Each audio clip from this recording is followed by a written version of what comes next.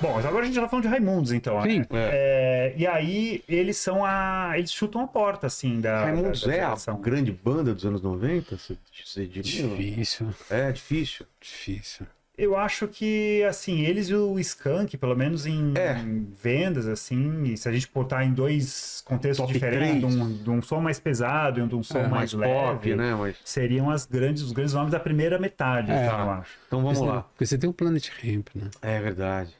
Mas vamos falar de Raimundo. E aí o Raimundos, bom, eles são falta de do Rui Brasília. Mendes. A banda começa com o Rodolfo e o Digão, depois o Vinícius trabalhava num restaurante, num hotel, alguma coisa assim, eles acham ele, o Digão era baterista, aí teve um problema no ouvido, depois precisou passar pra guitarra, o Fred era aí eles têm uma primeira fase ali nos anos 80, tocando muito Ramones, Ratos de Porão. E aí eles interrompem as atividades por um tempo. O Digão vai tocar na Little Quail, que foi uma das apostas dos anos 90 que não vingou, assim, foi uma banda de grande sucesso. E aí o Fred entra depois, já nessa segunda fase, quando eles retomam a banda nos anos 90. E aí eles montam uma demo, essa demo tem a Nega Jurema, Puteiro em João Pessoa e... acho que outras duas músicas, agora não lembro quais, e essa demo que vai parar no Miranda, e aí ele sempre botava essa fita pra tocar, e, essa banda é do... Essa banda é muito boa, essa banda é do Queralho, essa banda é do Queralho, não sei o quê, e aposta nos caras, só que assim, os Raimundos não tinham um tostão, assim, eles vêm pra São Paulo, dormem numa casa do Miranda, não tem dinheiro, os caras eram muito ferrados, assim, e muito talento e pouco juízo, assim, né, cara? Tinha história que acho que foi num show no Rio, que o Fred foi dar um moche, calculou mal, pular em cima da galera. calculou mal e bateu a cabeça. Caraca. Foi num desses primeiros aí. Que tanto que ele falou, minha cabeça tá doendo, nada. Passou 3 dias, não sei o quê, e aí ele faz um exame e descobre que tinha que operar. E aí o Miranda tinha que ligar pra família. Olha, eu gostaria que você autorizasse uma pequena operação Na cabeça. Ó, pra quem viu o Rodolfo aqui esses tempos, esse era o Rodolfo naquele tempo, tá? Com os seus dreadlocks. Amarelinho. E esse cara era o grande nome, assim, porque ele contava muito bem uma história. Assim. Qualquer coisa, ele transformava numa história, e essas primeiras letras do Raimundos... E uma presença de palco, né, cara? Presença de palco. E os Raimundos tinham uma outra coisa que acabou virando uma característica dessa geração, que é a história do falar explícito, do sexo, do palavrão. Eles foram os caras que mais pegaram nisso, porque tinha o Traje, que acho que O Traje nunca foi uma banda, assim, o Traje brincava muito, mas os Raimundos usavam algo muito típico do forró, que era essa coisa do duplo sentido. É verdade. Tanto que um dos ídolos dos Raimundos era o Zé Newton, que cantava lá em casa, tem culpa todo mundo, doutor, só não tenho culpa eu, tal, não sei o quê. Que era o Lady rindo agora, velho. Que era inclusive a abertura do disco dos Raimundos era isso, né? O Zé Nito falou, eu quero rock e tal. Então era muito importante. Eu lembro, os Raimundos ao vivo era um negócio impressionante. Eu lembro de uma apresentação dos Raimundos. Só interrompendo, talvez o Camisa de Vênus, né? Mas Camisa de Vênus anos 80. Não, mas eu tô falando de explícito. Mas é que nos anos 80 que eles falavam com metáforas, né? Tinham que vencer a censura. Verdade. Não era direto. Tanto que Silvia Piranha, quem cantava Piranha era o público. É verdade, nem podia. Essa é uma diferença. Nos anos 80, pesado era você falar, Beth morreu e foi espancada. Não, o Lu Santos, quando ele falou... Roxidane. Tesão, cara. Eu lembro numa música. Nossa, o cara falou tesão, velho. O primeiro disco do Barão tem a Posando de Star. A letra original era Você Precisa Dar, mas eles mudaram pra Você... O Cazuza mudou pra Você Precisa Dar-se. Pra passar Barrados no Baile, né? Que era bolinha pra não dormir. Aí o Eduardo Zé que foi obrigado a trocar pra Aplicados pra não dormir. A Sônia, do Léo Jaime, né? Que era aquele Você Vai na Frente, eu atrás e atrás de mim, um outro rapaz. Aí tinha que mudar. Aí mudou pra Você Vai na Frente, eu vou atrás e dançando Rally Galley e muito mais. Cara, tinha uma do Sempre Livre, cara, que eu acho muito boa. Qual que era? Ai, cara. Aquela que foi sucesso dela. Eu sofri? Eu sofri. Sofri demais. Depois como é que ela vai falar? Não, essa música... Só estudei escola perimental. Esse disco tinha duas canções censuradas. Meu pai era sofista profissional, minha mãe fazia uma pastoral legal. Não era essa. Olha a memória. Mas nesse disco tinha uma que era Você Me Deixou na Mão. Ah, Tipo, Que foi censurada. tá. Não, foi censurada isso. É mesmo? Aham, você me chamou. Cara, e só por falar mas isso. você sabe, por curiosidade, tem um disco do João Penck, Seus Miquinhos Amestrados, que é maravilhoso, que tem uma canção chamada Você Roubou Meu Coração. Ué? É. Por quê? Não, era coisa do... o João Penck tinha uma estética de rock dos anos 50. Aí você tinha o Avelar Love cantando assim, como é que é? Agora eu faço todas, não sei o quê. Aí ele pode dizer, transo o cu, eu transo rola. Mas ele fala muito rapidamente. O quê? Muito embaixo. Eu transo o cu, eu transo rola. É muito rapidamente. Eu transo rola. É. Aí você fala, aí você tinha que voltar o disco, né? Vinil, eu falei, opa, peraí. Como é que é? Então, nos anos 80, eles precisavam se esforçar. Ah, tá. Nos anos 90 não era esforço mais. Raimundo. Zorai de ver se não me pentelha, né? Não, em disco era Zorai de ver se não me penteia. É. Ah, é? Ele falava Zorai não pentelha? me penteia. Não, ao vivo não. Em Aí disco tem não. duas histórias legais de contar pra canção, de canções. Eu Uma fui delas, da mamãe, né? É, Serão viram essa. Trabalhei com o patrão. uma delas é protagonizada por esse cara que é o Bersange. Por quê? Ué, muito justo era o Augusto, o safado era o Bersange. Puteiro João Pessoa, esse é o prêmio do Rodolfo. Né? Que já é falecido, mas ele que inspira toda a história. Uma história verídica do Rodolfo perdendo a virgindade num lugar que existe, Olha, inclusive ainda, que é o Roda Viva lá em João Pessoa. E aí ele e o outro cara que é o Augusto também, que até a MTV filmou eles dois. Então, essa é uma história curiosa também. O Rodolfo também, ele sempre pegava histórias e fazia. Então, o Puteiro João Pessoa é o dia que ele perdeu a virgindade mesmo. Ele até tem uma entrevista na MTV, ele diz o nome, nome até da mulher? moça, assim. Não. Acho que era com V, a Olha. Valkyria, acho que era Valkyria. O nome artístico. É. Aí a história aconteceu mesmo. E Selim, porque que foi uma música legal de comentar, porque é a música que faz o disco estourar mesmo, né? É. Porque teve o Nega Jurema, teve o Puteiro em João Pessoa, era muito assim no underground, rock pesado, rock pauleira, mas assim, a banda vai pra massa mesmo e o disco vai pra mais de 100 mil quando sai Selim. Esse disco foi interessante porque ele saiu a gravadora apostava em 10 mil, né? 10 mil, Aí já saiu, as 10 mil foram vendidas. Não, foi um fenômeno aqui, né? Foi um fenômeno. E tinha muita coisa de brincadeira juvenil, né? Tinha cair esporrei na manivela. Pô, isso era coisa que a gente cantava de música de escola. Aí Selim é porque eles iam andar lá na W3 em Brasília, e aí um amigo deles começou, eu queria ser o banqueiro brasileiro, e aí foram fazendo, né? Tava o pianista, o Digão e não sei mais quem. Fizeram a música, só que eles não queriam botar a música no primeiro disco do Raimundos, porque eles achavam, isso não é Raimundos, isso é muito leve, isso aqui. E o Miranda, tem que botar essa música aí, velhinho, hoje vai ser sucesso, velhinho.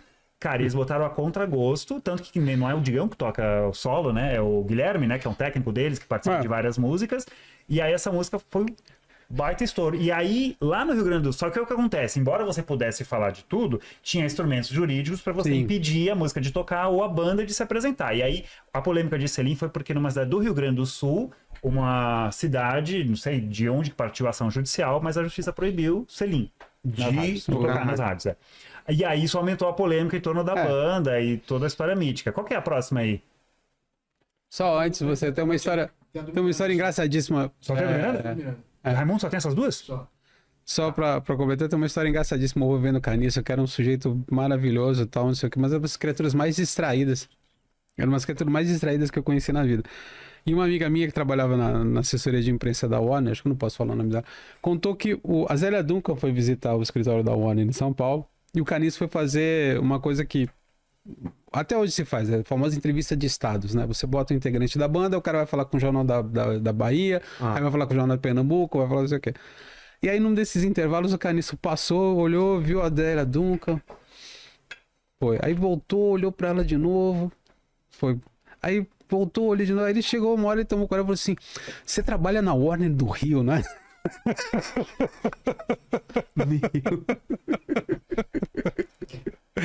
Ele era um cara muito... Cara, eu acho que o Miranda, ele tem esse papel, assim, ele identificou que isso era um valor que o jovem valorizava naquele momento.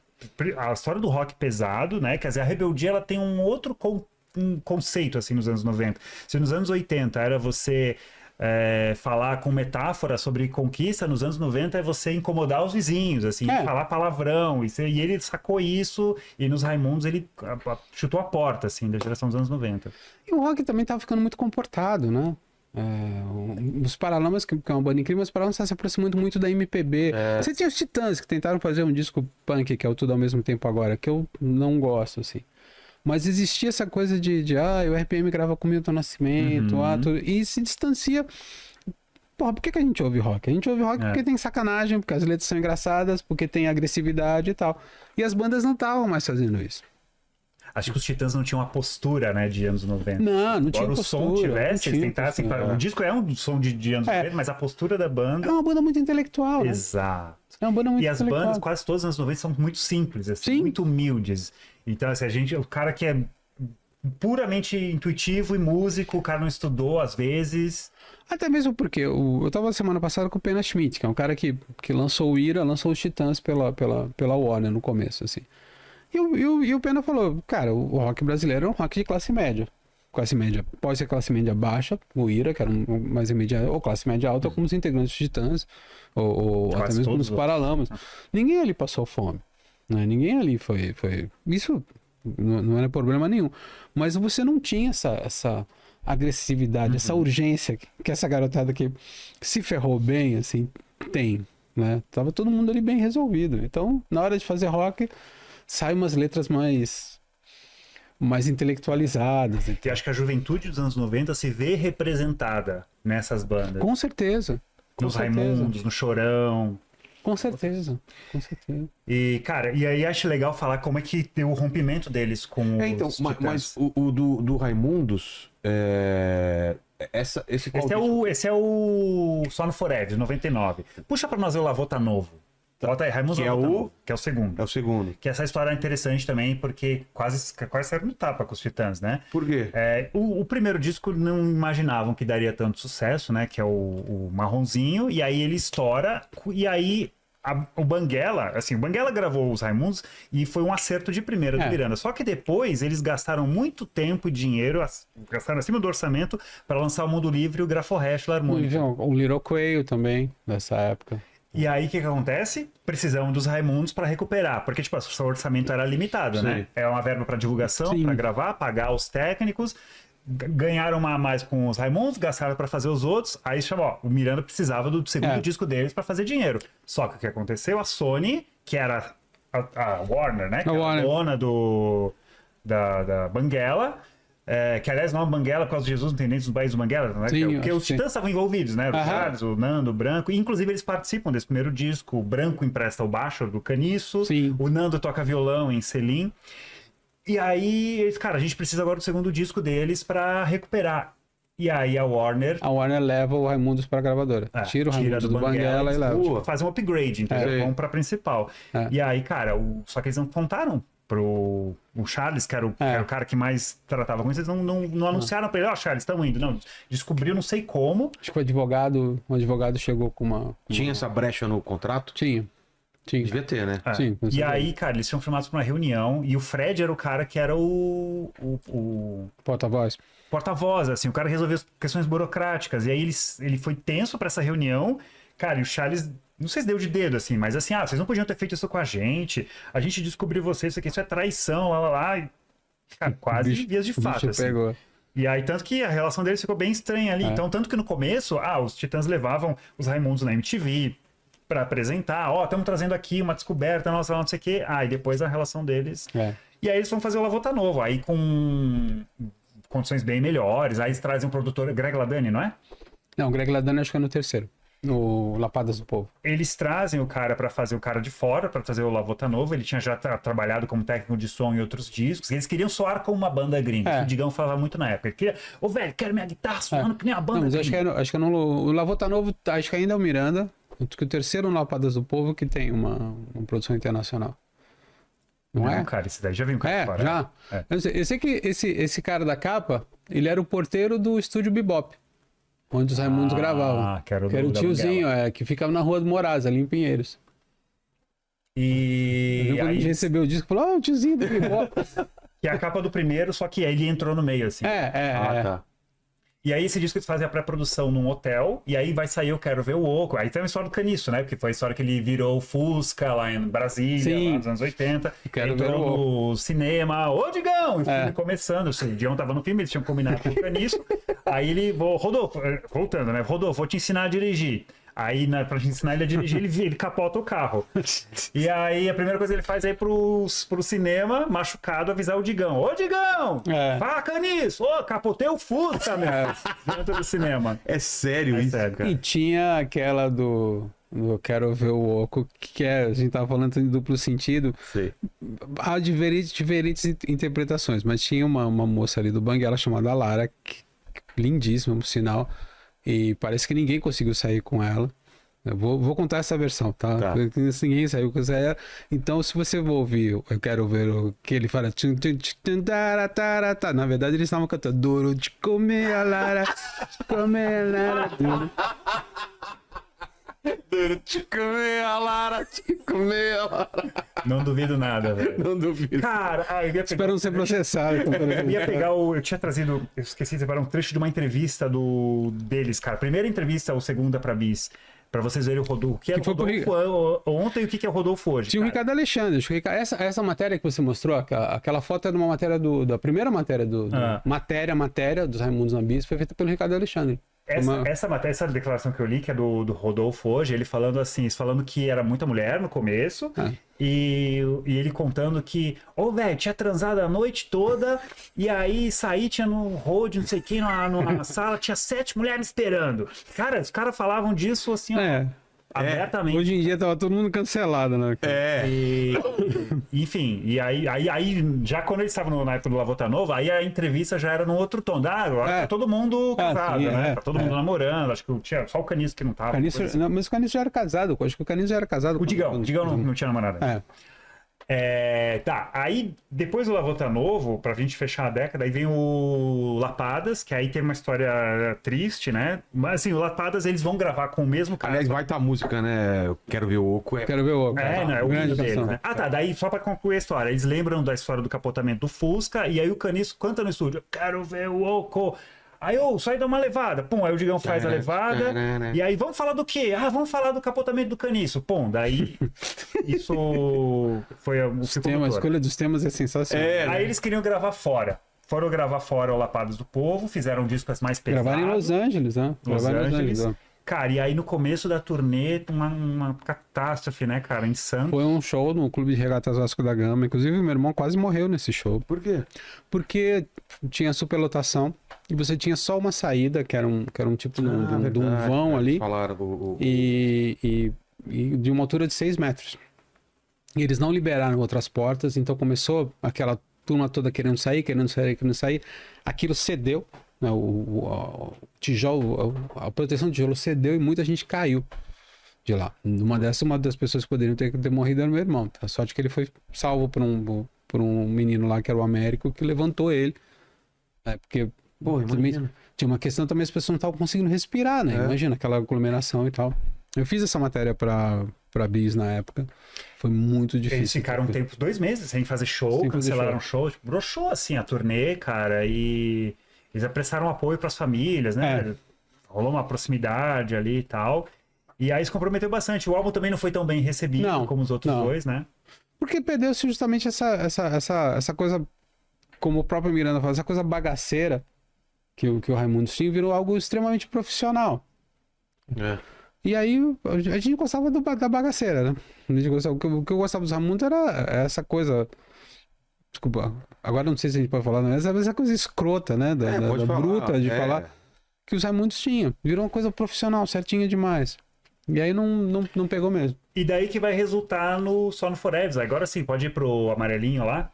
O banheiro, vocês continuam aí sem isso? Vai lá. Aí eles querem fazer... Então agora eu sou... Aí eles querem fazer agora um disco pra cima, um disco alegre, voltar às origens e daí fazer... que vem Mulher de Fases. Mas esse disco é muito interessante. Vem a Mais Pedida, que é muito esse disco legal. É interessante porque ele tem um tom de crítica, assim, né? Que muitas vezes as pessoas não entendem, né? Que você abre e já tem uma bunda enorme ali. E eles estão falando sobre a bundalização. E eles são vestidos de pagodeiro, né? Vestidos de pagodeiro. Então, na verdade, a gente está fazendo uma crítica à indústria fonográfica ali do momento, né? Tinha aquela do... A Mais Pedida, essa eu sei, mas você tinha Milambi. Eu acho um grande disco. E, por exemplo, ela abre com Mato Velho, né? Cara, eu só fui entender quando eu vi o Rodolfo falando, cara, que é sobre um cara assistindo TV e vendo, tipo, ele tem um infarto de tanta bunda que ele vê na TV. Né? Vendeu furo pra televisão, né? E aí a Mais Pedida é uma a questão sobre não querer tocar rock. Porque, tipo assim, por que se toca coisas tão explícitas e as nossas músicas não podem tocar? Porque tinha proibição de tocar algumas músicas deles. Que era com a participação da Érica Martins, que na época era do Penélope. E a Só Eu Sei, se eu não me engano, é da Não, Érica essa aí é do Lavota Novo. Não, Só Eu Sei. Então, é desse Só No Forever, não, senhor? Não é? Não, cara, é do Não sei. Lavota Novo. Agora eu tô mas Essa aí é Milambi. É uma canção do Gabriel, né? Do Autoramos. E aí Mulher de Fases, acho interessante também porque ela foi uma tentativa, eles já vinham tentando fazer uma canção alegre e romântica, assim, romântica ao estilo Raimundo, né? E nenhuma tinha vingado. E aí nessa foi a primeira em que o Rodolfo acerta a mão, e o Rodolfo ele fazia muito todo o processo criativo deles era bem em cima da hora, assim, né? Várias músicas nasciam assim, aos 40 do segundo tempo, precisamos finalizar o disco e tal. E Mulher de Fases já estava toda gravada. O Fred conta que gravou essa bateria, não sabia nem do que a letra ia falar. E aí o Rodolfo, esse estúdio era perto da praia, o Rodolfo ia lá, fazia a fumacinha dele, tinha uma inspiração, e aí ele voltou, cara, e rapidinho escreveu ali a história da Mulher de Fases, que é sobre a TPM, que só foi levar muito tempo para entender por que a lua diminuía, porque a lua ficava minguante, porque o minguante está relacionado com porque tem a história da conexão das fases da lua com o ciclo menstrual, né? E aí o Congo Blue, que é a luz da lua. Aí é todas essas referências. Então essa letra aí... Eu lembro que o Cacete Planeta fez uma sátira ótima. Fez a versão, né? Mulher de Gases. Mulher de Gases. Não lembrava disso. Em vez de Complicado e Perfeitinha, eles cantavam Feijoada Dobradinha. O que foi que ela comeu? Feijoada e Dobradinha. Cara, que maravilhoso. Mulher de Gases. Agora em meio... Minha mulher, cara. Em meio Te fala, viu?